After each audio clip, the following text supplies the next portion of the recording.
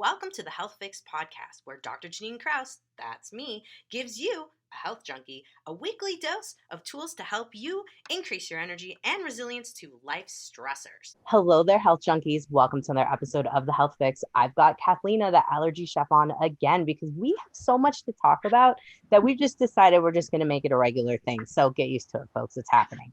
So today we're going to be talking about, where does your food exactly come from? Like, who owns the company that brings you the food to you? Where's it coming from? Because one of the biggest factors I find, and Kathleen and I talked about this, but I just saw this like 2 weeks ago with one of my patients. Like, we had eliminated all of the allergen foods, but he wasn't feeling any better. And we're like, okay, where do you get all your food from? And he's like, well, I shop at the grocery store. I get all my things, XYZ main grocery stores. And I was like, we might need to kind of figure out where, like, a farmer for you, or we need to turn you into one. So we're going to talk all about that today. Wow. Yeah. That is a trip that you had someone like that because, for those of you who might be wondering, and by the way, it's great to be back. Like, I love these conversations and I love that we can just jump in. Yeah. For people wondering, so let's say you go to a grocery store and you see a package of cookies with a green label, right? And then next to that is a package of cookies with a blue label. And they're both chocolate chip cookies, let's say, okay? You as a consumer think two separate companies, but the truth is they're actually owned by the same parent company. And you can actually easily find this out. All you have to do is pick up the package. If you turn it over on the back, if a parent company is involved, it'll say their name somewhere, right? Mm-hmm. And in case you're thinking this is strictly like non-organic or conventional foods, this happens in the natural and organic space as well, right? And then, of course, you have it where conventional, like long-standing conventional companies are buying out natural and organic companies, okay? And that, of course, that became a red flag, I want to say like maybe 5 or 6 years ago. Does that sound about right to you? Maybe even a little bit longer. My timelines get a little bit messed up. When it first really started happening at a larger scale, right? And that's kind of when people in the natural and organic space were like, wait. We were trying to get away from those people, and now they own our food again. What's with that? What gives? And the bigger question was always, are they going to tamper with what we're buying, right? Because when you pay $8 for a box of cookies, which, by the way, I think is pretty crazy. But I mean, you got to really love your cookies to pay that much. Not that I don't love cookies. I actually really love cookies. When you're paying that much for a box of cookies, you are expecting a certain level of quality at that point, right? Yeah. You better believe that most likely you've read the ingredients and you've investigated the company and you want things to be a certain way. So when company giant A comes and buys out your cookie maker, of course you're going to wonder, like, is it still the same? Mm-hmm. Or like, am I now going to be getting a diluted product, still paying the $8? Here's a great example. When Amazon bought Whole Foods, right? Is that not like the greatest example of our day? They have done some super shady stuff since then. And leading up to the buyout, they were starting to do some shady things, and then it just got considerably worse. It's like the quality and availability of options has definitely declined. Mm-hmm. And we're just kind of seeing like this, I don't want to say commercialization because it was already a commercialized product, but more like, I don't know, the conventionalization of something that should have never been conventionalized, right? Whole Foods was always supposed to be this like refuge, right? It was supposed to be this great grocery store where you could find like the legit local quality foods and different things. And now it's like, nope. No, it's disturbing. It's disturbing. I mean, the 365 brand in and of itself, I look at it and I go, how different is this from Walmart? And I've heard rumors that it's the same buyers for Whole Foods as it is Walmart. I don't know if that's true, though. I haven't heard that one, and yet I'm not super shocked, right? And so it's like, I oftentimes will question, like, is this like, what kind of quality of organic am I getting right now? You know what I mean? Because we know that organic from certain countries is not the kind of food you want to be eating. And so it's like when I'm looking at the sourcing of things, I'm going, I think I'm just going to go to the co-op in the city. I don't want to shop at Whole Foods. In fact, we only buy two things at Whole Foods now. We used to exclusively shop at Whole Foods and then get some supplementary stuff at like Costco because they have a great affordable organic section and stuff like that. Um, and then probably within a year after the buyout, we didn't really shop there very much. It was really sporadic. And then now we're down to like literally two products from Whole Foods because I just I don't inherently trust them the way I used to, and maybe that's kind of the key, right? Like we as consumers, and we all have this ability to vote with our wallet, right? Mhm. And if something makes you uncomfortable or the idea of it or whatever, don't buy it, right? Like you have that freedom to take your dollars somewhere else. Just how, looking at the green cookies and the blue cookies, if you look at them and see that they're owned by a parent company that you don't agree with, looking at you, Pepsi Cola, and you don't want that kind of stuff, keep looking at the packages, right? Keep going down the cookie aisle because we all know there's at least 40 brands to choose from, or at least what we think are 40 brands to choose from. And on that cookie aisle somewhere, there's going to be at least one brand that's independently owned still, right? So it's all about understanding who owns it. And then of course you might be wondering, why is this even important? Why are they having this conversation today? I'll tell you why it's important. Because when we look at the quality of food, when we look at how sick people are today, right? Like when we look at recorded human history, there's never been so many sick people before. Never, right? We look at what they're trying to convince us is normal in children, 1 in 5 with this, 1 in 7 with this, 1 in 12 with this, 1 in 13 with that. Like they want us to think that stuff is normal. It's not. Yeah. You know, you rewind.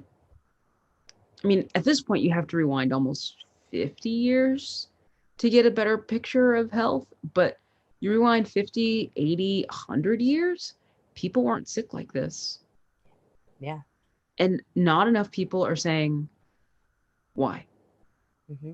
Not enough people are taking that radical responsibility for their health. And, the thing about radical responsibility, you don't even have to go it alone, right? I think sometimes people get scared off by that idea. Like, what do you mean I have to take responsibility for my own health and, do these? Like, I'm not a doctor. I'm not asking you to be a doctor, right? I'm asking you to learn. I'm asking you to research. I'm asking you to then find resources and, trusted doctors who can then help you on your journey without necessarily like taking you down further on your path of like ill health. Because for as much as I love Western medicine for heart attacks and things like that, it's not awesome for chronic illness. It just isn't, right? They don't, their mentality is not, let's get you back to being a fully functional 100% adult so that you don't need me, right? That should actually be the goal of your doctor. Your doctor, if your doctor's goal is not to like have you leave them, then what's the point? Do you know what I mean? Oh my God, absolutely. I mean, Isn't that kind of the point of being a doctor, is to heal people? And if you've healed them, they don't need you? more or less, or they basically are, I'm the guide, right? If something goes off rails, then you come back and see me, but in the meantime, you do you. You don't have Yeah. to hang out all the time. Like, why? I mean, you've got to have some insight on that, right? Like, why? I mean, if you tell me the answer is money, I'll believe you because I'm pretty sure that's gonna be the answer you tell me. But is there another reason that I don't realize is happening where it's almost like they want people to be dependent on this broken system? What's the Well, deal? some of it's money. Some of what I've also seen just in the field, because I didn't always work on my own independently. I actually worked in a low income clinic that had regular medical doctors.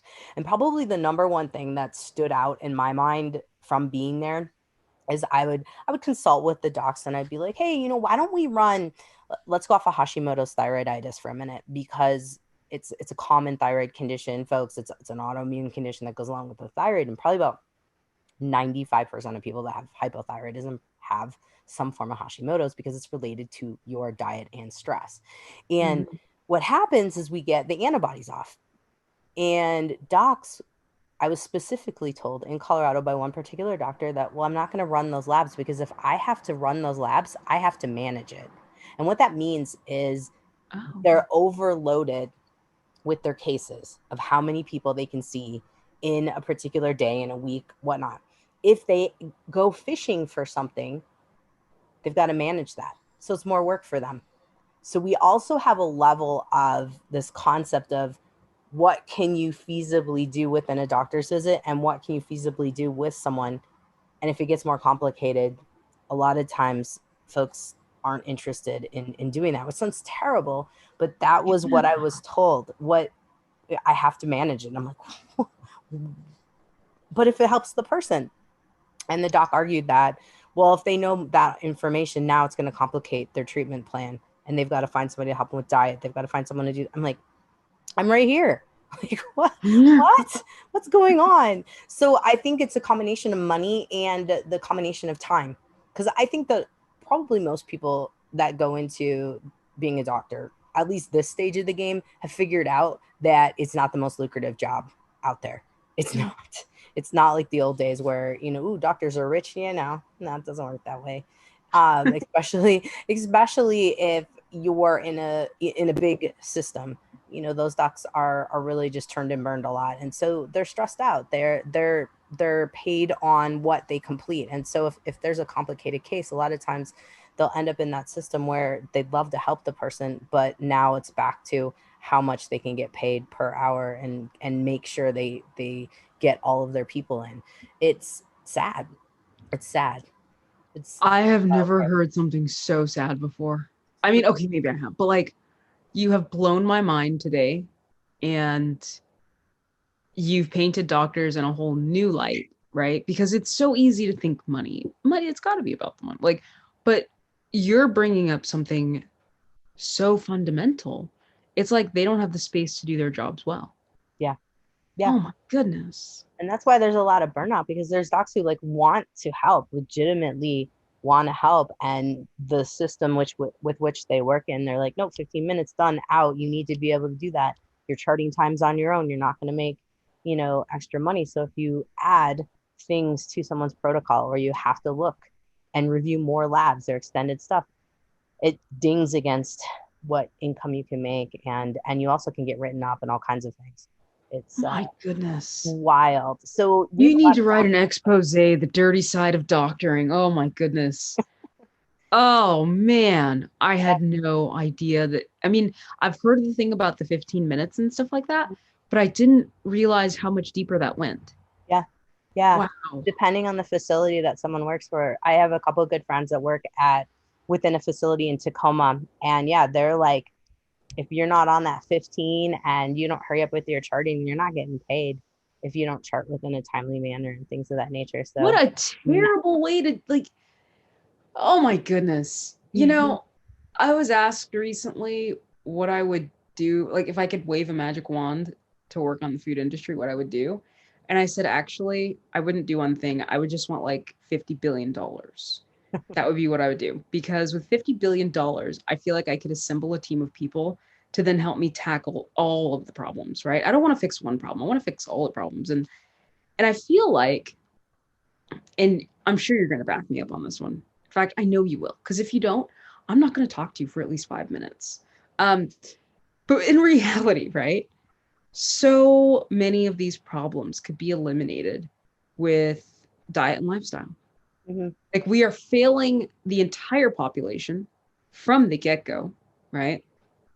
If we were to correct diet and lifestyle when mothers are pregnant, like, let's go to every pregnant woman right now and let's just start the cycle, because it's going to take, 20 years to fix this. But like, if we were to start fixing this from the ground up, doctors would have a lot less customers, which means every customer gets better quality care. Isn't that the real goal here? Shouldn't that be the real goal? It speaks so deeply to the greed element, in my opinion, because it's like, okay, why do we have a broken food system? because you have certain companies who want to charge you $2.69 for a package of 18 cookies, I'm guessing. I actually don't know how many are in the package, but like 18 cookies that are full of chemicals that we know jack up your brain, right? They literally create essentially a form of addiction that keep you coming back for more. Okay. So they're getting you to eat these products that, quite frankly, they know should not be consumed regularly, right? Like, listen, guys, if you want to eat one of these cookies every quarter, like, I got no problem with that. But most households are buying these packages of cookies every week, right? And so, like, 3 or 4 people are knocking out a package of cookies, or even 2 packages of cookies, plus the chips, plus the soda, plus, right? And then the scarier thing that most people don't realize is grass. So generally regarded as safe is like this thing where ingredients essentially don't have to be proven that they are safe to consume. We're just assuming they're safe. But even scarier, as if that's not bad enough, no one's actually studied the combined effect. Nobody actually knows what happens when you eat that package of cookies plus that package of chips plus that soda with the combined negative effect of what's in them. Because we know, like, okay, fine, eat one cookie, you're gonna be fine. It's really not a big deal. But within a week, if you've eaten 20 of them, plus 3 bags of chips that are full of who knows what, plus a 2-liter bottle of soda, that's a lot. That's a lot of stress on your body. And then you're going to do it again next week and maybe even eat out at a restaurant where you know that they're just ordering cheap junk from Cisco, right? And then maybe you're too tired to cook Friday nights, you order in a pizza with that soda. And we're not talking like, gourmet, thin crust, organic pizza. We're talking like, the $5 pizzas. So over the course of 2 weeks, what's your toxic load, right? Like, what burden have you put on your body? Then, like, let's take an even bigger step back. You do it in the winter months, right? So now you've got low sunlight, low exercise, maybe you're not sleeping as well. So it's like, you're not even giving yourself a fighting chance to rebuild and repair after exposing yourself to all this stuff. And I know it can sometimes feel like it's just a cookie, right? But it's not just a cookie. I kind of just proved it's not just a cookie. We don't even know really what it is. I mean, Right. here's, I think, something if we tie it back into the Whole Foods thing, because I'll see a lot of people will go and get the 365 brand cookies. Okay. And they look just like the Keebler ones that like are the club ones. They look exactly the same and they're from the 365 brand. And they're like, but it's okay. It's from Whole Foods. And I'm like, well, it's still processed. You still have a processed product. Now, that label might not say that there's BHT and all of the different things in there that are the processing items. But we have this truth in labeling that can be fudged by 20%, folks. Yeah. So if it looks like the same thing, it's like the Oreos that come from, that are the organic Oreos. There's a couple brands, I'm not going to name everybody's brand out here and call everybody out, but they look just like Oreos. But we have this joke between my girlfriend and I, like, look, no calories because it's natural. And then we've got Oreos, which we're like, I can't have those, but I'll take those natural ones. And you have to think to yourself, okay, clearly in a factory, there's the goo, the cream in between. What makes a goo like that? Just so like hard. What, it didn't, there weren't Oreo trees. So, that's the scary thing too. Like, people don't realize if you can't create it at home in your own kitchen, especially the texture part, like the way that it gets hard and stuff, that's not normal. Right? Yes. That is, I had forgotten that they were hard, because you're right. Yeah. That's It's not gooey. Like if you made it yourself, you would have more, and you have experience from running a bakery. It would be kind of like the goo in between, like an eclair or something. No, that's yeah, it'd be closer to a frosting. In a home environment, even under refrigeration, you can't quite get it to behave exactly the same. The crunchy part of the cookie, that's not the problem. But that cream-filled center, whatever they're doing to it, they have definitely altered it to get it to behave that way.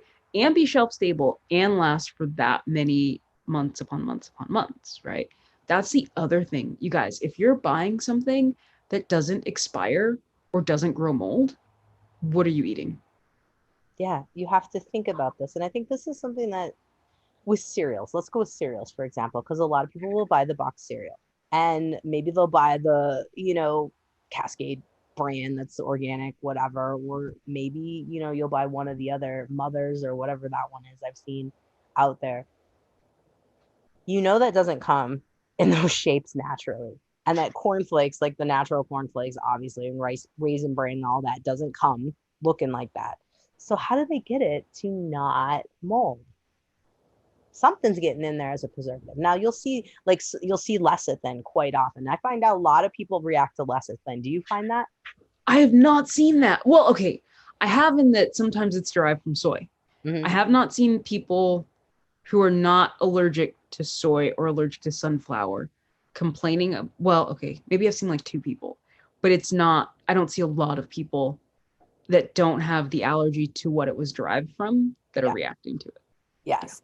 And folks, yes, that is the thing, because sunflower lecithin is something that they're using instead of soy lecithin. But like most candy bars, if they're not like batch made at home or in a cottage kitchen by someone, you're looking at soy lecithin as your emulsifier there in the product. And so this can be an issue if you have a soy allergy. But the other thing I see with these is where's I gonna go with this?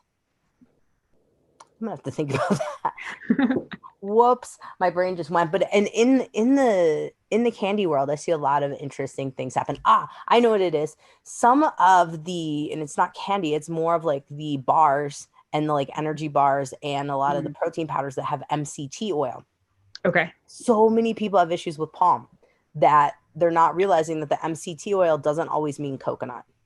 It can also mean palm. Do you see that quite often? I've seen more and more palm and coconut problems in general. And I think it's kind of like pea protein, where we're seeing this huge rise in people with a pea protein allergy. And the working theory is they're just using it so much, where before we weren't using it at all. And now we're kind of exposing people to these hyper concentrated forms of foods in unnatural ways. And it's like, and not only that, but it's like we already have people with weakened systems, right? If you take someone with a broken down system, they're not going to process and digest the food properly. They just won't. They kind of can't, right? Like on principle. And so maybe that's kind of what takes us back to the original question of when everybody is owned by the same parent company, why is that such a problem? Well, if you're going to brand X because of how they process their foods and the fact that, they carefully source everything and it's super duper this, that, and the other, and now they're bought by brand C, who doesn't do that and who loves cutting costs. When they get a hold of brand X, they're going to start cutting costs because let me tell you guys, they didn't buy the company out of the goodness of their heart. They bought the company to make a profit. And so what they do, one of the first things they do before they even buy the company is they look at what kind of ROI, return on investment, what are we going to get out of this, right? And they even start getting the company to do things before the purchase is made, right? And then after the purchase, they start cutting costs. Can we get your boxes printed somewhere else that's cheaper? I realize that you're using a biodegradable package, but we've got this other supplier for this other thing. And now we're going to get your petrochemicals back on your packaging, right? Like and that's just one little step. And then can we get the plastic insert from somewhere else that's a little bit cheaper? Let's do that. Oh, you're using organic sunflower oil. We've got a supplier where we can cut 50% off the cost of sunflower oil just by getting it, it's not organic. Don't worry, it's non-GMO, wink, wink. But we can cut the cost by 50%. And, over 2 years, that's a lot of that's literally how they're thinking. And you will see a whole different product within 2 years of that buyout. Wow. It's little stuff like this, little tiny steps. Yeah. Oh no, it's sneaky. It's sneaky how it like just gets and just kind of infuses itself. Can you share with a couple of folks the companies that you've seen go from being independent and bought out by big, like a couple on the top of your head, if you have a couple just to share? I think the biggest ones I can think of would be, well, who makes that bar? Was it Luna Bar got bought out? No. I think Kashi got bought out, but that was years ago. Mm-hmm. Enjoy Life, that was a big one in the allergy world. Let's I talk wouldn't say about that was like that was about maybe 5 years ago, maybe. But when it happened, it was a big deal because they were bought by Mondelez, who I think also owns Oreo or something like that. Like Mondelez owns stuff that you wouldn't think of. But the one that really bugs me, it's Hain Celestial. I Mm. hate Hain Celestial. They're cool, but I kind of don't like them. Number one, their customer service is awful. You can never actually talk to who makes the food. So, like, and this is really said from a food allergy standpoint, if I were to call, say, Cook's Vanilla, they are independently owned. They're located in California. They use organic ingredients, et cetera, et cetera, et cetera. Okay. I can call them directly and ask a bunch of questions. I can literally talk to their flavor chemical dude. Okay. If they were to get purchased by Hain Celestial, I would never be able to contact them again, ever. Because Hain basically puts up a wall and you have to go through like this third party customer service system. And they have like a list of answers that they will stick to, like a script, and they won't say anything outside of it. Doesn't matter who you email, doesn't matter who you call or who you think you're calling. You will never talk to the company again unless you're in the know and you're like me and you go to trade shows, in which case you happen to be at the trade show and you get their business card and you're like, oh, you guys got bought out. I can't call you anymore. And they're like, oh yeah, about that. Isn't it so? And they see this as a great move, right? Companies getting bought out or companies going up to scale and getting a co-packer, which is a nightmare for food allergies. They think it's the greatest thing since sliced bread. And it's essentially the unfortunate evolution of the product, right? Because it starts out in someone's kitchen, and that's usually when it's its most expensive and it's closest to nature, right? That's the unfortunate truth in all of this. Then they figure out, how to get into a farmer's market. And then they realize they need to speed up production because they can only make so much in their little kitchen. And then they might end up at the local commercial kitchen that you can rent out by the hour or whatever. So now they've got access to a whole different set of wholesale ingredients. This is where, in some cases, they stick to their natural organic path, and then with others, they start down the evil road of, additives and weirdness and whatever. And they have these little incubators where they will literally help you get going, okay? And they'll hook you into the right things and get you the right shipments and all that sort of stuff. And then you're producing in their kitchen once a month or once every week or whatever. And now you start getting distribution. And you start off locally within your county or within your state, and then your region, right? Some stores like Costco, for example, it's done by region, not by state. So you have to be able to supply a certain number of stores, right? So now you've got to make sure you have enough production and you can do it on time and all these things. And this all means that, number one, you're running a numbers game, right?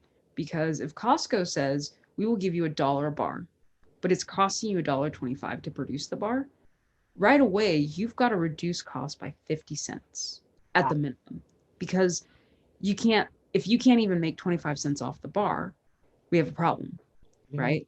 Or you need someone else to come in and purchase additional bars at a higher cost, right? So we're still looking at cost cutting. We're still looking at scaling up. How do we do this affordably? We have to cut the quality of our ingredients. What choice do you have at that point? If you want the big fish customer like a Costco or whoever, or a Walmart, right? Walmart's a fascinating story because I can't stand Walmart, like on principle, right? But what's interesting is when Walmart jumps, everybody says how high. In fact, do you know the story of the Barcode? Oh, it's a good one. Tell the Barcode story. The Barcode, when it was first created, was not widely adopted. People didn't understand really the potential of a barcode and what it could mean for efficiency, right? And then just like getting products moved along throughout these systems. And then Walmart came along and said, this is genius. So then they said, within the next year, anyone who wants to sell in Walmart has to have a barcode. So what happened? All these products magically got barcodes overnight. And then it just became the thing because, well, if everybody else is doing it, I might as well do it too. And then because Walmart was doing it, other stores started adopting the barcode. And within a couple of years, barcodes were the new normal. Yeah. Like they went from 0 to hero because Walmart said jump, and it reminds me, unfortunately, of Whole Foods pre-buyout. Do you remember when Whole Foods said I think they said 2021, anything made with any form of genetically modified ingredients had to be labeled to be sold in Whole Foods. Do you remember that? I do remember that whole thing. And then there was a scandal. And then it never happened, right? Deadline came and went. And it's never going to happen, and that's what's even worse is like now they've changed it. They don't want to call it GMOs. Now they want to call it bioengineered, right? And put a little happy, like literally a sun with a happy face to, in terms of marketing, trick you, right? This is all one giant trick. In fact, if you don't know this, the Grocery Buyers Association, I think that's what it's called. No, is it the Grocery Buyer? There's essentially a huge lobbying group that represents the interests of these companies. That's it. That's all they do. They make sure that rules and laws and regulations are made to benefit these companies to sell more stuff. At the end of the day, that's what this is about, you guys.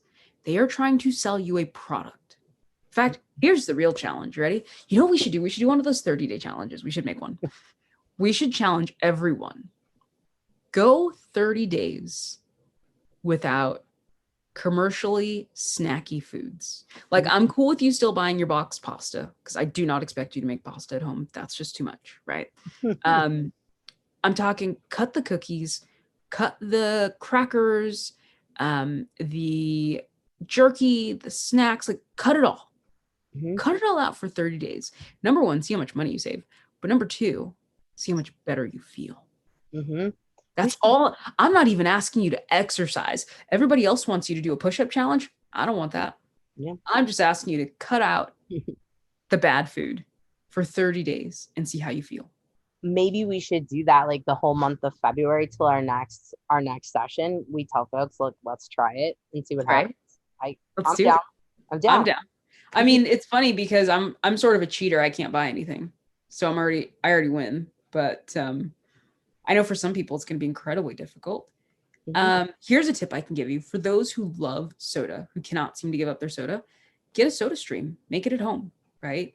You can carbonize the water and then add a little, like you can do maple syrup, right? Or you can get those flavor water drops. Make sure you're getting a good brand though. Please do not buy the Crystal Light ones. My goodness. Like and this is what takes us back to even why we even hopped on this conversation today, because here's the thing, right? People see those Crystal Light drinks or drink mixes or whatever, and they see the word light. Okay. They think they're doing themselves a favor. And I am not faulting the consumer for this. That package was designed to trick you. Oh, it's so deceiving. And sucralose is like, so Splenda, guys, is what one of the sweeteners that are in these things. It causes the most gastric upset I've seen. Like just like sugar alcohols, your sugar-free chocolates, all of those. You want to know why you got diarrhea when you eat those? It's the sugar alcohols. That's probably why. That's probably why you don't have your blood sugar increase, because you're pooping your pants. Right.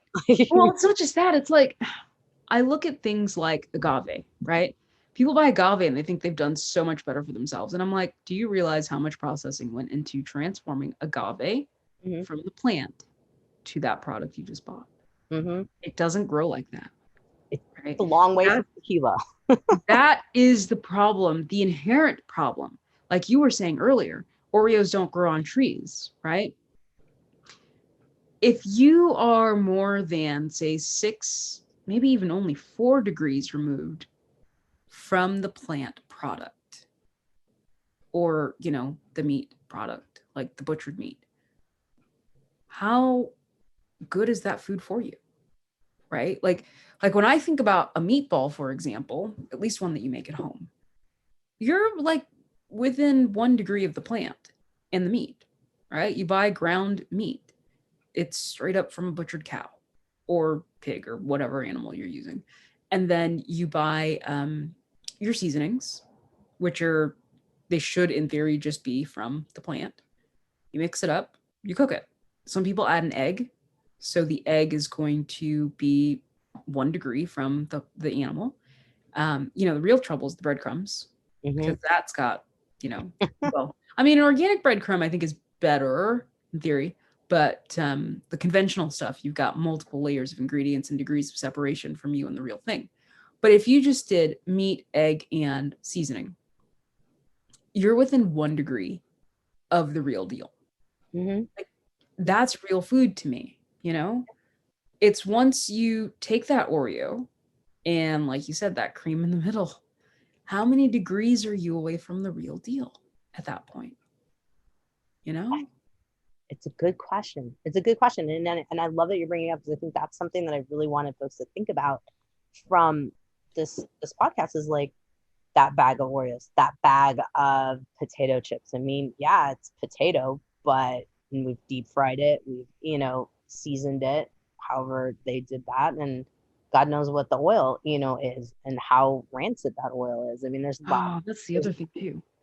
Yeah, let's talk about rancid oils for a minute with all the snacks. Rancid oil will mess you up, you guys. And sometimes it's the type of oil, it's the temperature, it's how long it's been used. But rancid oils can mess up your system. It is not good for you. And the funny thing is like, I'm not against deep frying foods. I'm actually not. I just think, number one, we should not consume it too often, right? I'm a huge fan of moderation. Like, I think people should eat cookies, cakes, and ice cream. There, I said it out loud. I think they should. I think they should be eating it made from better for you ingredients, though, right? I don't think you should be eating Ben and Jerry's. Well, I don't know. Are they one of the better bands? I don't actually know. I feel like they try to at least greenwash their labels to look better, but I don't know if they're actually better because I don't buy the product.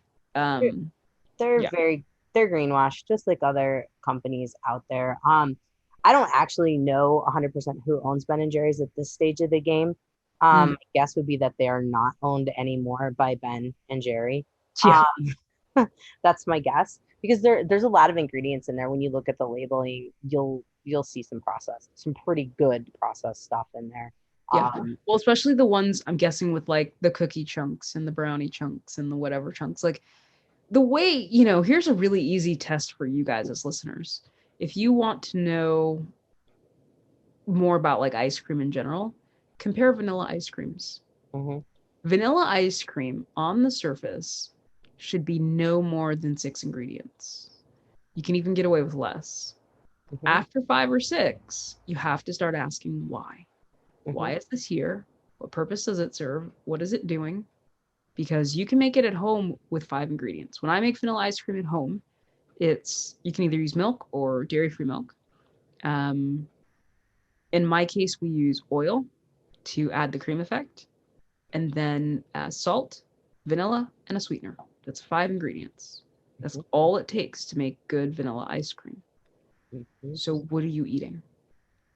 Yeah, no, right? Vanilla, that's a good one that you mentioned, because I'll compare them between the different brands, just because sometimes there'll be one that I've never heard of that brand. It's on sale and it's in a pint and it looks like it was made locally. And then I look at it and it says high fructose corn syrup. I'm like, oh, why did you put that in there? That just happened actually while we've been traveling here in Montana. There's a local company in Montana that I was loving what everything was saying. And then I got to the high fructose corn syrup. I'm like, everything else looked fine until you did that. I feel so offended for you right now.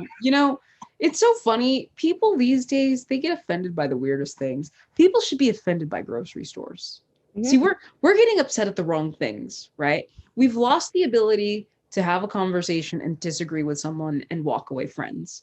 That, number one, has got to end, folks. We need to be able to just have a nice, respectful chit chat and share our opinions. No, grocery stores should offend us.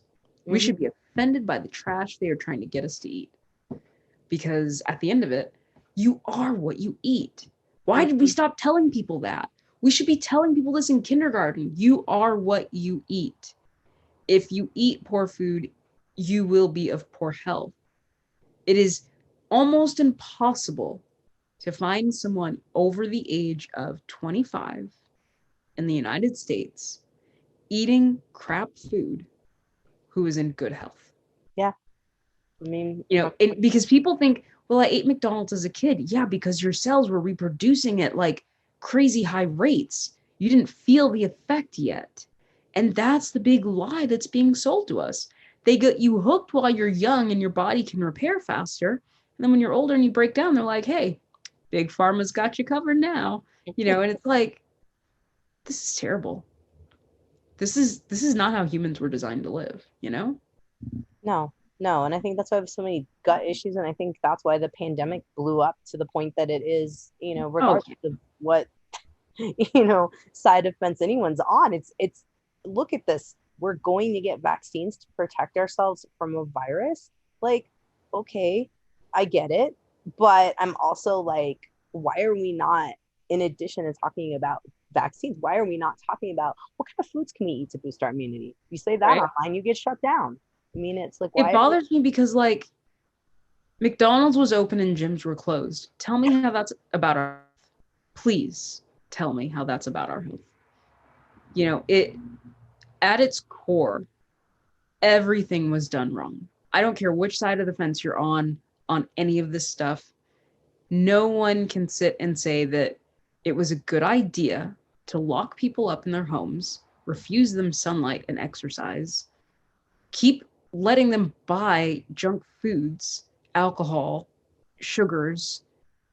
I mean, how many, they were joking about the COVID-19 as in the 19 pounds you would put on. Remember that back in the first year, first 6 months, really? So now we're getting you to gain unhealthy weight. It's not like you're weight training and putting on like good weight. You're putting on bad weight. How was any of that helpful? Right? It Like didn't. I don't care what side you're on. You can't tell me that makes sense. Yeah. You can't tell me that helped people come out healthier.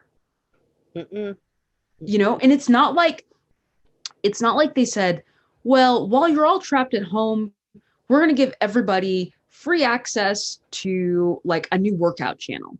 And 24 hours a day, we're going to have different workout people on, and we'll do like different music types and different workout types. And, you know, like it's not like you were given real tools to stay healthy, right?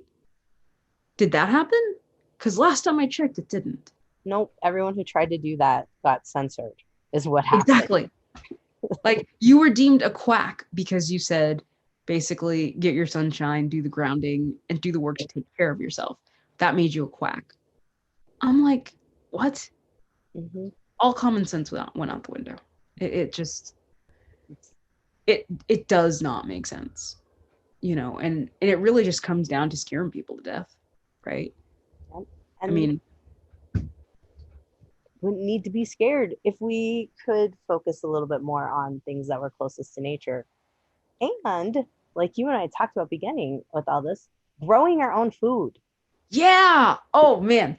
Okay, you guys, as part of your 30-day challenge, just grow anything in your backyard. Legit. Find a book. What's important to know is what zone you live in. I think there's 9 or 12 zones in the United States. And each zone will give you different information on like when the best time to plant is, the first frost, and what kind of plants you can most likely successfully grow without the use of a greenhouse and that sort of stuff, right? So you figure out which zone you live in, and then pick something and grow it. It can be kale. I don't care what it is. Grow an onion. Just grow something. Get in touch with your dirt, you know, and understand the process. Because, you know, what's interesting, going back to you are what you eat and all that sort of stuff, right? How many people are vitamin D deficient? When we look at plants, what do plant, like, let's go back to third grade science here. What do plants need? Water, oxygen, sunlight, right? That was drilled into us as children. Why did we forget it? Who knows? If plants need it, don't we kind of need it too? Our cells are very similar to plants. We convert sunlight into things like vitamin D, but we also use like vitamin A, and like we do all these cool things that plants do. And we don't get the recognition that we we do these things. Nobody's talking about it. It's kind of amazing. We're kind of cool. Plants are kind of cool too. It's So true. yeah.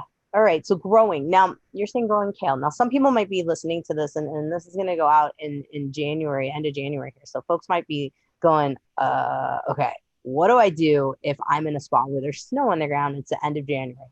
We can grow things in the little pot. You grow it. Yeah, you grow it inside your house. You can start. So there are certain things that you can buy, right? Like chives, etc., where you can absolutely grow them in a windowsill. Same thing with like basil. Super easy, low maintenance plants that just grow on the windowsill. So you don't even have to be outside for those who can't be. You have options. Do you have a favorite like supplier for buying seeds and soil and those I kind of things? don't. You know what it is? There's a grocery store that's like almost 100% organic in our area, and they sell organic seeds. And that's where I've purchased them before. And then we also have a place near us. Maybe it's like 40 minutes away. And it's like all super natural organic growing supplies and stuff. In fact, that's where we were able to find insanely expensive corn-free dirt to buy so that we could try to grow food for me to eat. It was like, you have no idea. Pretty much all soil that you can purchase is contaminated with corn because they add chicken manure. Oh, Yeah, it's I something a didn't lot of know people that. don't even think about, but which I don't blame you. Like, if you don't need to think about it, please don't. And the particular dirt that we found, it was really funny. They were like, yeah, did you know if you grow marijuana, this is some of the best soil for marijuana? We were like, oh, okay, because that's not what we're growing, but thanks, right? Um, Perfect. I guess that's the perks of being in the city. But yeah, no, they sell a lot of great quality stuff, great quality seeds. And one of our kids wants to live on a farm, and so she's learning how to like save seeds just Mm-hmm. from regular stuff that we purchase and things like that. And she's been maintaining the backyard, and we are not avid growers. I joke that I do not have a green thumb. I really don't. But I try here and there, and I think that's really important. And maybe the more you cook food, the more you realize what's going on. And I'm not talking like you heat up a box of Hamburger Helper. I'm talking about when you purchase, 16 different types of produce for the week, and you prep them all up, and you understand, that dirt is on your potatoes and on your onions and on your tomatoes and whatever else. And like when you're 1 degree from that plant and you're touching it and you're prepping it and you're seeing it all, it's like there's a connection there to your food. Mm-hmm. And we've lost that. We need gardens in school. Kids need to be learning these skills because they're becoming like these almost like lost arts. And I'm like, a society cannot survive without these kinds of life skills. Yeah. Yeah. Yeah. No, I'm wondering why we're not doing that. I used to way back in the day when I lived in Colorado, I was teaching cooking classes to kids and their parents, and it's so much fun. And it was like the best thing ever. And then we started teaching them how to grow things, and it was just like one of the best like programs that I've seen out there. And I know it still probably goes today. It's still part of the Feeding America conglomerate. So yes, Conagra Foods does sponsor it. Okay. So folks, that is big, the big wigs in the food department, but you don't have to purchase what they tell you to create good stuff. And so I was kind of in the program being like, what can we make, what can we grow? And we had a greenhouse and things of that nature. So I really think it is wise to start thinking about, as we get towards spring and the end of winter here, how can you do even just maybe a container garden or even an arrow garden, if that works Yeah. for you, something to Yeah, do just micro. something. Like, I just want people to just touch the dirt, and just watch it go from seed to consumable, Mm-hmm. and just see that process of growth every day. It changes you as a person to watch that happen. It's like, because like for those of you who are parents, right? I know you already sort of have this connection because you've got a kid, so you understand that whole development process. But with children, for example, it takes a long time sometimes for us to see the results, whereas with a plant, it's like 60 days, Yeah. right? The more faster growing stuff, from 0 to 60, literally, you have something you can eat.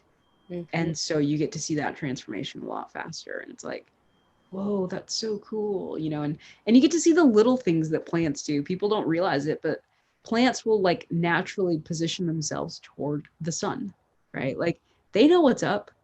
Yeah. They absolutely know what's up, Mm. right? Like what's wrong with us? Why aren't we doing this? You know, so you Yeah. know, growing something I think is it's just a really neat experience. And I think that the more people have it, the more it all starts to click and fall into place. And I think it gets easier to say, you know, I don't need that box of cookies. I don't need that box of crackers. I don't need XYZ. You know, it's interesting because I think most people have these cravings or what they think are cravings. And I think oftentimes it's really linked to what you are deprived and deficient of. Mhm. And what I've noticed, I don't know if you've seen this, but when people make the switch from the standard American diet, also known as SAD, when they switch over to a more natural organic diet and they're eating the healthy fats and they're eating the clean proteins and all these different things, the cravings for junk and snacky snack type foods goes right out the window. Yeah. Within 30 to 60 days, they stop craving the Oreos and the ice creams and the crackers and the whatever else is people buy these days. Yeah. Yeah, no, it's like the first step we have to think about is like just get it out of the house and be like, I'm done with this. I'm not going to take this again. Like I'm done. Like leave it out, and you'll be surprised how your brain will change around that. I feel like maybe that needs to be our mission, right? Like, let's just revolutionize the world and get this stuff out of people's houses. And Man, ConAgra would hate us. true story. Most of like Mondelez, I mean that company owns half the like cookies and crackers out there, folks. You should read the things like Kraft. They've taken over some Kraft, I think too. I think they're like merged with Kraft or something. That's crazy. It's bigger than we think, folks. Read Mars Candy Bars Company owns a lot of different things too. PepsiCo owns a lot. Coca-Cola owns a lot. Um, Johnson and Johnson owns a lot, especially in the baby and non-food stuff. You know, and the thing is you might be thinking, oh, that's not a big deal, right? These companies have gotten in so much trouble for putting ingredients in that are like cancer causing, things like that, right? Like they are not looking out for you. Yeah. Like I don't think they're maliciously saying, hey, let's find the most evil ingredients and let's use them. That's not what's going on. Please don't be confused. But they're also not saying, let's nourish our customers. Right. Right. And that's really the key here. That's why you pay $8 for that box of cookies, because usually the person is saying, if you're going to have a cookie, at least let me nourish you a little bit, right? Let me, you know, reduce the hit to your toxic load. Let me make sure that you have a fighting chance to process this food. You know, I'll give you the organic cacao powder and the organic this and the organic sugar and the organic this and that and the other. And I applaud those companies because it is not easy working within that system, because that's the system our bakery is in, right? It's all better for you, organic or non-GMO products. You know, it's expensive. People wonder why it's $3 for a mini cupcake. Well, when you see the prices that we pay for our raw materials, you'll start to understand real fast. And I think that's one of the issues that a lot of people will kind of push back on in terms of the natural foods and some of the higher end products. So like, oh, it's bougie. I've heard, oh, it's bougie. That's why it's that. I'm like, no. The cost of the product, you know, my dad has been like, why are we paying $8 for a loaf of bread at the farmer's market? I'm like, well, Dad, because all of the ingredients that these folks put in, and this was one sourdough that was, you know, home like fermented, the whole nine, right?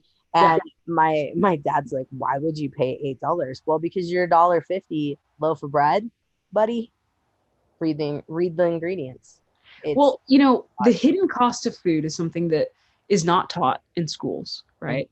And what that means for you guys listening is the $1.50 loaf is $1.50 up front. But as your body breaks down and develops health problems because you're eating the $1.50 loaf and the bottle of soda and all these other things, right? The hidden cost is then millions of dollars in your ongoing prescriptions, in your operations, in your ill health, in the missed time from work and all these other things, right? Your quality of life, all of it, it all declines. because you didn't give yourself the proper building blocks from the get-go. Mm-hmm. Like, it's as simple as that. And there is a huge cost, and it always goes back to the laws of supply and demand, which again, we're taught in school, and for whatever reason, people stop thinking about it. The reason it's $8 a loaf right now is because enough people have not made the switch. If everybody, and I mean everybody, well, okay, I can't say everybody because then there'd be like a run on food. There's not enough of it right now because, again, supply and demand. But if 30 to 40% of consumers tomorrow woke up and said, you know what, I'm just going to eat the way Kathleen eats, and I'm going to buy the organic stuff all the time, guess what? The costs go down. Mm-hmm. Because there's more of us. Mm-hmm. We, the people, have the power. We just keep giving away our power. That's the problem. We need to respect ourselves enough to not give away our power in the grocery store. Oh my God, well said. We need like a t-shirt that says that, like walking in the grocery store. I am not giving my power up to the store.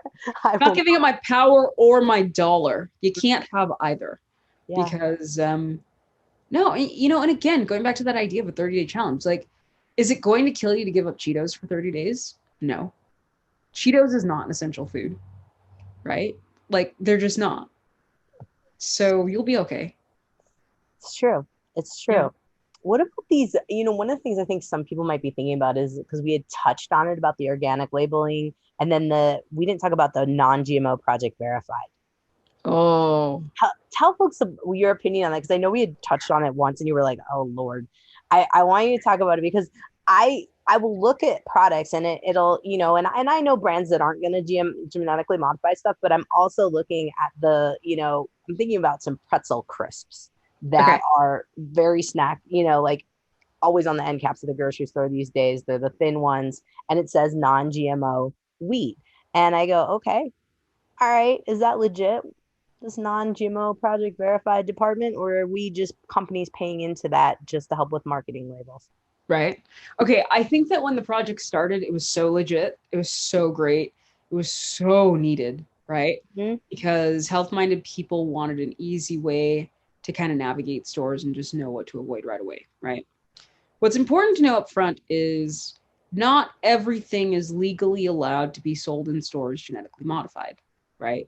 Like bananas. We don't have genetically modified bananas, okay? So if you see, how like sometimes you see gluten-free on milk and it makes you angry because you're like, duh, okay, right? Like, if we need to put a label on gluten-free salt, I'm going to ask why. What happened in that marketing department? There are certain things where gluten-free should not even be considered. Like with maple syrup, I should not see a gluten-free sticker on maple syrup. Now, I understand why some companies buy into it, because they want to have that extra little selling point and tap into that community of purchasers or whatever, but fine, it's your marketing money to spend, but it's not necessary. Right. And so the same is true of the non-GMO project, right? Some of the stuff getting labeled doesn't actually need the label. And it's those companies who normally have products that are full of CRAP. You look at their product labels and you're seeing all these preservatives and all these things, but hey, we're non-GMO Project Verified. Like, are you serious right now? Oh my goodness. I cannot. Like, I get so offended by food. Can I just tell you, like, if you haven't picked up on that already, you guys, I get so offended by what's in these stores. And I'm not offended for me because I don't even buy this stuff. I'm offended for you. I'm offended for your children because that's who they're trying to sell to, right? Go to a standard grocery store and put your head at the level that your child's eyes are at, either when they're standing next to you or when they're riding in the cart. And you're going to see a whole different world full of color and characters. And you're going to go, wait a second. And then you're going to pick up a label, and then you're going to understand why your kid is sick. And if that doesn't offend you, I can't help you. Like, I need people to dig down and start getting mad and start saying, no, I will not do this to my children. Right? Yeah. because this has been one giant crime done to all of society. You go back to World War II, and that's where this all starts. Convenience foods in World War II was the greatest ripoff ever, right? We brought TVs into the home. I actually got into an argument with someone about this because I was like, they brought TVs in the home. They told women to go get jobs, and then they brought in convenience foods. And then the other person was like, yeah, well, that was the only option they had. And I said, no, it wasn't. Consumers could have demanded better, period. You cannot convince me otherwise.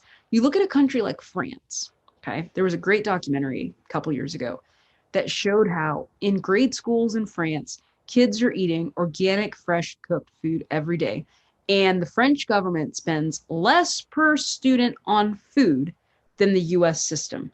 And our system is upside down, backwards, and all sorts of messed up, okay? Like, don't even get me started.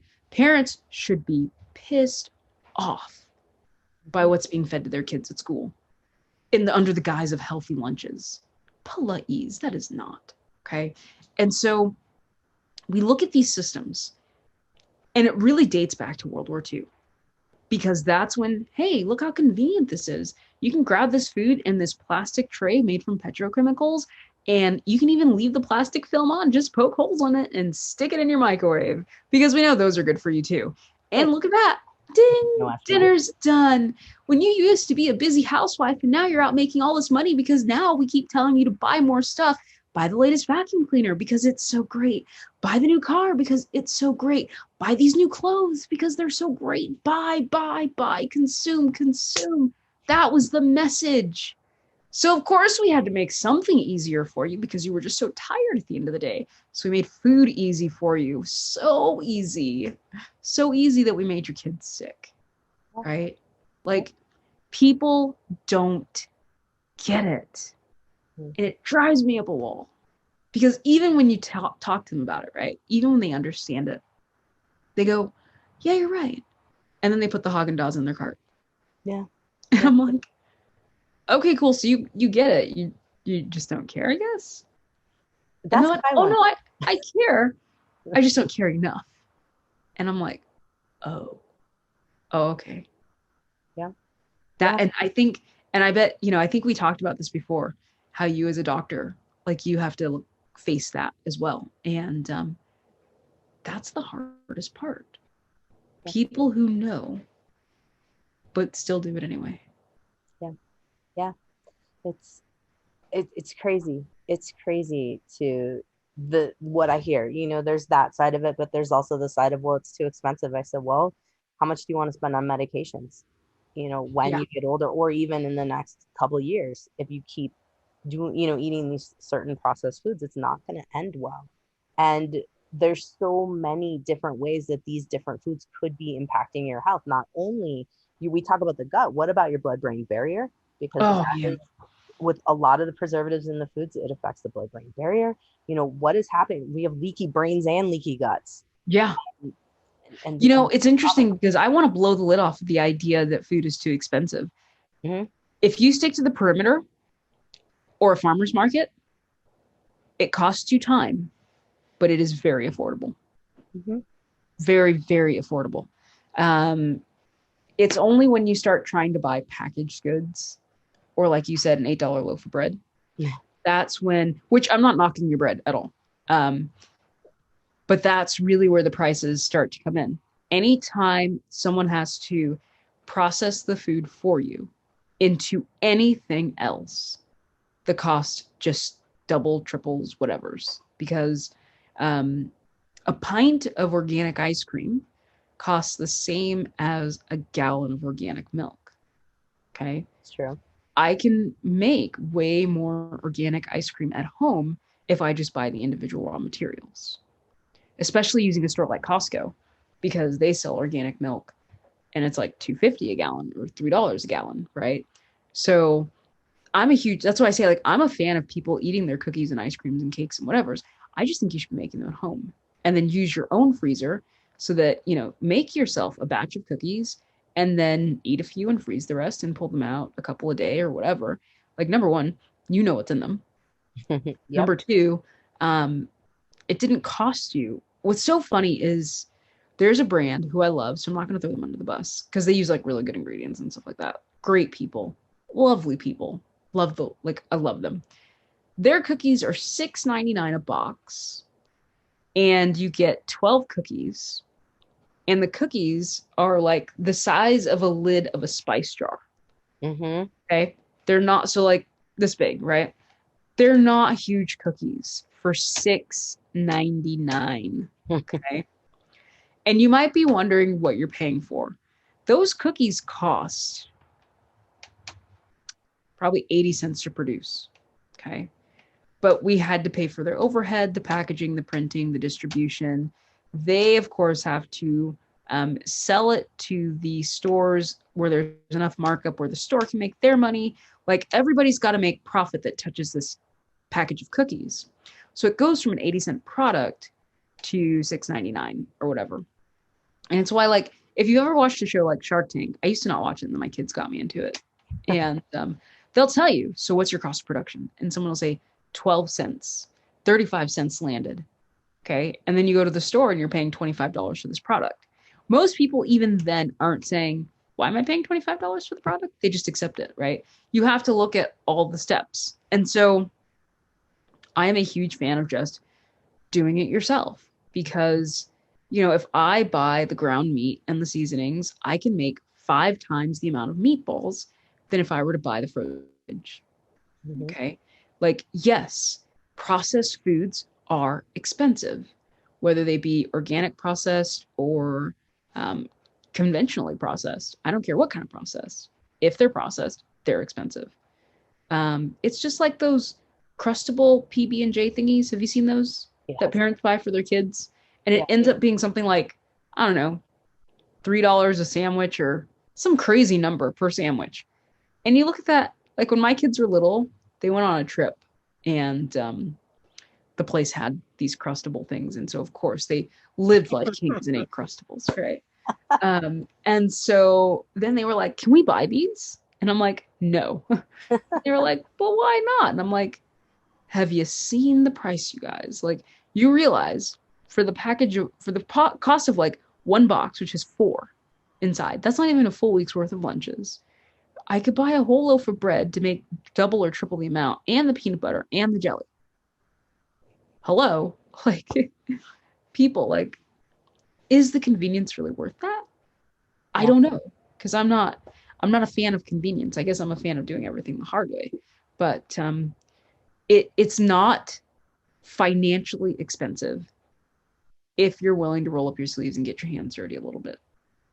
And I think that's the bottom line. You have to want it. You have to want health. You have to want to feel good. And you have to accept that you're going to spend time meal prepping. I mean, I think I probably spend 2 to 4 hours each week. You know, when I'm home in my groove, I'm meal prepping. And at night I will, you know, if I'm not making dinner, my husband's making dinner. And it's just part of our life. That's what we got into the routine. And we just started doing it. And so I think maybe what we should shed some light on is, you know, you've got a bakery, so you know the ins and outs of these recipes, and you have your website that has the recipes for folks to be able to mine these, that they can literally go, okay, write a list. And maybe this is what you tell your clients as well, but I have people write a list of everything processed that they feel like they can't live without. And then we slowly will start to make those things, like teach them literally how, like give them a recipe, teach them literally how to make those things that are processed at home. So you know, I don't know that I've ever told anyone that exactly, but I didn't realize that subconsciously I was doing that already. Because when people go like gluten-free, they're like, what about waffles and pancakes and cake? I'm like, it's all done. Like, it's here. Don't worry. So you're right. Like at a subconscious level somewhere, I knew that I had to do that because people panic. Right? And should you really be eating waffles every day, even if they're homemade? Probably not. Like, you need to throw in some veg and maybe drink a green smoothie or something, right? But and that really just speaks to moderation and balance, because you can still get Western illnesses shopping at Whole Foods exclusively, right? Like, please don't think that Whole Foods is a magic wand, because if you still buy cookies, cakes, and candies for a majority of your meals or a majority of your calories, you're still going to end up with cookie, cake, and pie diseases, right? Mm-hmm.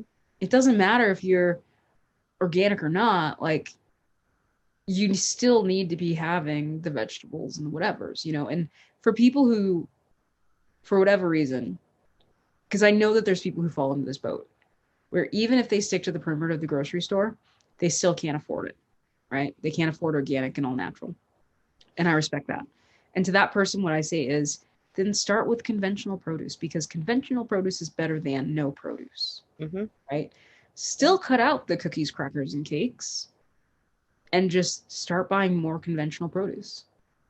Like, nourish yourself. Just start there. Like, start with nourishment and start feeling better,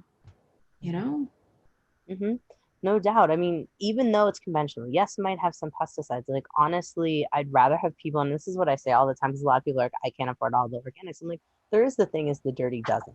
And environmentalworkinggroup.org, so EWG.org, guys, you can go right over there and find out what the dirty dozen is of the year.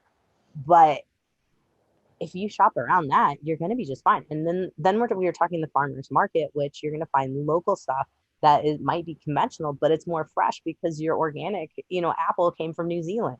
So you also have to think about where these nutrients are at. Well, not only that, but a lot of farmers at the farmers market are using organic growing practices. They just don't have certification. Right. So you'll find quite a few of those where you get to talking to them and you're like, oh, well, this is just as good as, the one with the sticker on it or whatever. And then of course you're eating in season, which is even better for you. It's just a better system. Yeah, it is. It's the way we got to be, guys. It's the way we got to get started. So, Kathlina, we have talked about a lot of different things today. Yeah. In particular, I think the biggest thing that I want folks to be thinking about, especially if they're battling with food sensitivities, intolerances, allergies, whatever it may be, is that there's hope for you out there. You can minimize your risk of things that are coming at you. And with your website, goraise.net, we've got to tell folks about that. We got to tell them that you've got memberships, you've got recipes. And so she's got the most comprehensive website that also really helps folks with corn allergies, which we will always want to highlight because that's the most extensive one for folks, the most pain in the butt. Corn is the absolute worst. Oh man, we got to do our corn episode. I don't think we've done one yet, but corn is insane. And so what's so funny? I realized this the other day. I hadn't realized this. The whole website is actually technically corn free on the surface, right? Because I'm severely allergic, like we don't use corn. Like there's no corn on the cob, corn product, corn and frozen vegetables. Like there's no corn. And obviously no high fructose corn syrup or anything of that nature. And then we actually have a corn-free button for people, which will filter out for people like myself, things that we call truly corn-free. So things like chicken and pineapple, those are not truly corn-free, right? Chickens are fed corn. Corn is completely all over that system, so we don't call chickens corn-free. Pineapples are sprayed with ripening gases that are corn-derived, so we don't call those corn-free. So there are certain products where if we know you can't find them truly corn-free, we eliminate them from your search result so that you don't even have to worry about it and be like, oh, how come I'm still feeling sick? Well, it's because you're eating corn derivatives without realizing it. So that's just the corn-free part of things. But no, what we do is we take a bigger look at food, and it's funny because most of the recipes are from scratch, and we don't use many pre-made products. The only real pre-made product we use is like dairy-free cheese, because making that at home is like a hard pass. I do not expect anyone to make dairy-free cheese at home. And even then it's like we don't use it a ton because I want to show you that you can have amazing food without the additives and without the stuff. Because for as much as I love dairy-free cheese, some brands I don't think people should be eating, right? Like I look at some of those and I'm like, man, that's so bad for you. Like it's cool that it exists and I love that somebody's made it, but to get it to perform that way and taste that way, it's weird. You have to get people. Same thing is true as like you look at gluten-free products, so I'm a big fan of science-free food, right? And Mm-hmm. that I like if that. you Science. look if you look at meat substitutes, vegan products, dairy-free products that are to replace dairy, so not like a dairy-free cookie necessarily, but more like dairy-free cheeses, those complex dairy product replacements, and then gluten-free products. You look at the ingredients, and oftentimes the replacement is way less healthy for you than what you were getting rid of, Mm-hmm. right? Unfortunately, if you buy organic whole milk, the ingredient is whole milk.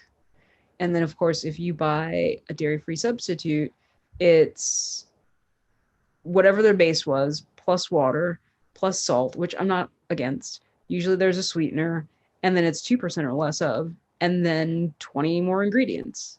None of that was in the milk, right? We actually make our own milk at home. And that's one of the reasons I don't like what's in these products. And then there's the whole issue of shared equipment, which is like for a different day. But Raise is like science-free food. It's real food. It's ingredients you can pronounce. We tell you where to buy everything. Like we set you up so that you just have a real kitchen, like real food, you guys.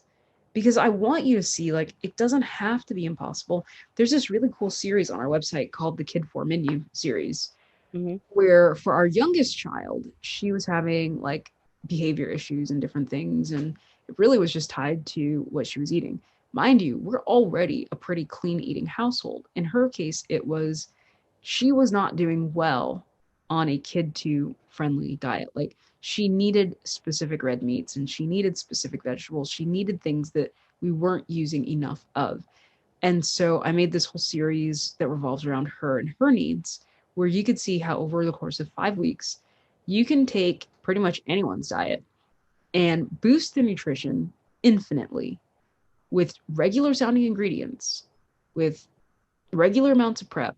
I even did like some prep videos where I showed you how, like a time lapse of how to prep all these ingredients. And you just end up with real food that's super healthy and super nutritious. And for us, for her, when she starts slipping, it's usually 7 to 10 days that I can get her back to a fully operational human by switching out these foods. And she's 17, and I'm at the point where I'm like, you got to start looking out for your own health, kiddo. I could be gone tomorrow, and then what are you going to do? Like, you've got to start thinking about these things,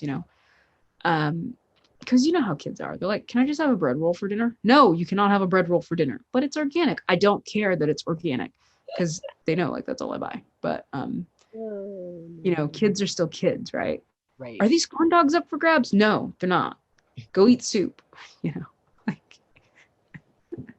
Oh man. No, I mean it's hard. It's hard navigating the world with teenagers who are like, and kids who see what are at their friends, places and whatnot. But I think, 9 times out of 10, if we can really put that solid foundation and like you've done with your kids, brought them into the kitchen and got them really involved in what you're doing, I think it's one step at a time. And I think for a lot of parents, not giving up when the first foray into trying to get your kid in the kitchen doesn't work. You got to keep at it. I think the key on that one is making it fun when they're little.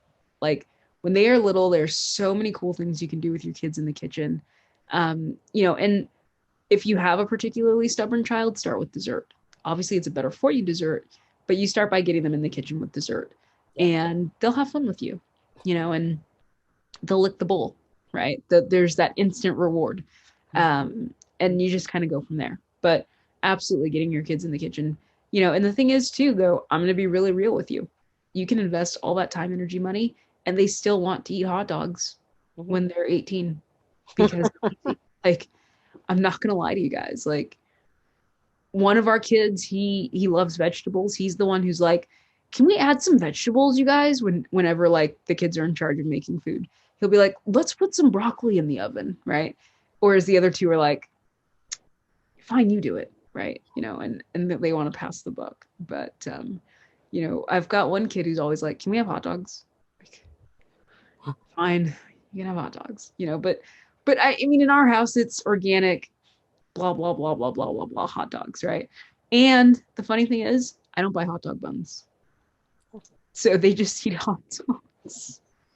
Hey, you know, I mean, that's how we roll in our house. And then there's me Right? wrap a piece of bread around it because I didn't buy a bun. I won't buy the buns anyway. Yeah, like I'm not buying the buns, and it's funny now that they're adults. And obviously, we still do the grocery shopping, but I'm like, if you want that, you're paying for it. And they're like, wait, what? I'm like, if you want, like, why am I spending our money on foods that are not good for you? Like, I don't care if you eat it, but I'm not paying for it. I'm not paying for your ill health, and I'm not paying for your doctor bill either. I tell them that. So, yeah. There you have it. There you have it, guys. Yeah. Tell your kids that. Like, I'm not paying for your doctor bills for this. They're on the hook till what, like 26 or so, or whatever. Something like that. But I mean, so the funny thing is like, through their dad's job, everybody's covered. And so I'm like, that's fine and all, but we're not paying their copay. And we're not paying for that thing where you have to meet the minimum. No, if they need something, they're on their own. I am not paying for this. Yeah. Like, they need to take responsibility. I think that's huge. Huge.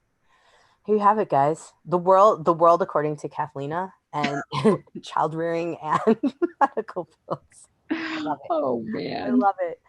Oh, I've got to go, unfortunately, to another podcast today, but we have had another fun round here, and I hope folks are enjoying our little sessions. We've got another one coming up here in a month, and I'm going to put out the whole challenge yourself not to eat any processed foods for a month here. That's my MO, and I'll be starting that as soon as this podcast drops. So yeah, I can't wait. Let's do it. Let's help people change for the better. Let's do it. Yeah. Hey Health Junkies, did you know that I have a Facebook group? Yep, we talk all about topics that we are going over on the podcast, but also all kinds of health tips and things of that nature too. So head to Facebook and look for Find Your Health Fix. It is my Facebook group that goes with the Health Fix podcast. Once again, Find Your Health Fix. Look forward to see you over there.